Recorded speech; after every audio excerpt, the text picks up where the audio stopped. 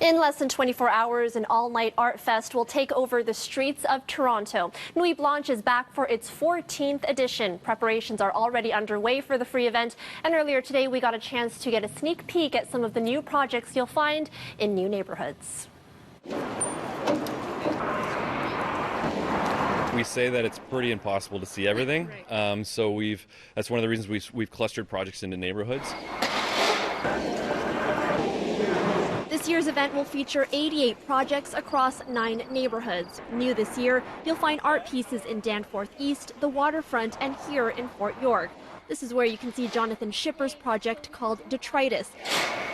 Located in a salt dome on Wellington, it features a 3D printer creating sculptures out of the salt typically used on city roads in the winter. If you imagine looking at our planet maybe from a vantage point like outer space or something, and you saw it for a very long period of time, you'd see these buildings go up and these buildings fall back down, civilizations would grow and die, and this is trying to recreate that. A 5-minute walk east at the old Quality Meats building on Tecumseth, you'll encounter Max Dean's installation titled That Moment. Sort of the choreography about when a pat becomes a slap. So when something moves from being a playful gesture to a more kind of aggressive, hostile act.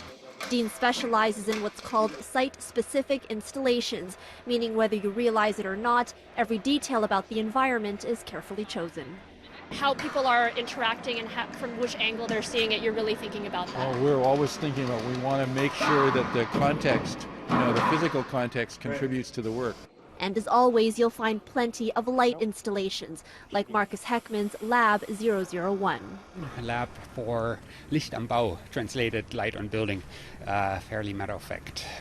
The lights illuminate what was once the Wellington Street incinerator, a waste disposal facility. Heckman hopes to paradoxically illuminate a relic of the past that many may not see behind all the bright beams. The initial thing that we had was when looking at a building that's essentially not there.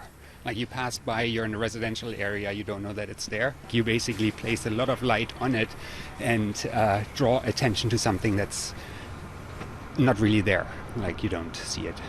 Nuit Blanche is a major event for artists, many of whom feel they'd never get the opportunity to do a project of this size and scale otherwise.